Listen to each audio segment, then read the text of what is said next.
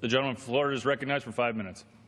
Thank you, Mr. Chairman. I rise today in strong support of H.R. 2842, the Accelerating Individuals into the Workforce Act. Here in the House, we have prioritized helping Americans escape poverty, and we are working to create policies that are focused on getting individuals into jobs so they can achieve self-sufficiency. A job is something that dignifies the human condition. It's an opportunity for every individual to make a contribution to their families, their local communities, and to our country. This bill is an innovative solution that will give more people access to that opportunity. Through proposals like H.R. 2842, we can help struggling Americans find work and get on the path to success. This bipartisan legislation connects Americans looking for work with employers looking to fill job openings, including through apprenticeships and other forms of on-the-job training.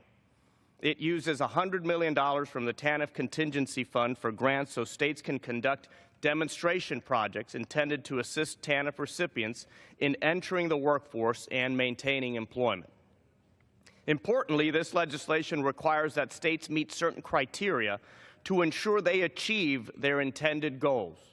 This includes a description of how local governments will coordinate these efforts with others that assist low-income individuals.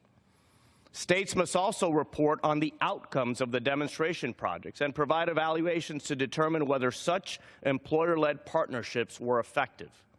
This bill empowers states, giving them the ability to take into account their own unique challenges and design programs that meet both their employers' and job seekers' needs rather than a top-down Washington approach. This legislation has support from our business leaders. I would like to ask for unanimous consent to insert into the record a letter from the Business Roundtable articulating that support. The gentleman's request will be covered under general leave.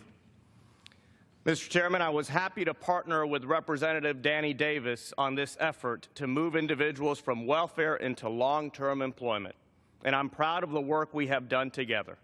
I would also like to thank Chairman Brady and Subcommittee Chairman Adrian Smith for their leadership and hard work, as well as Rosemary Lahaski and Ann DeCesaro and the rest of the House Committee on Ways and Means staff who have worked on this legislation.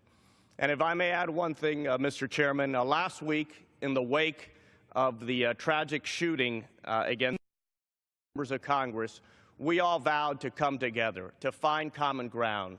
The Committee on Ways and Means answered that call, and I'm very confident that this House will do the same later today.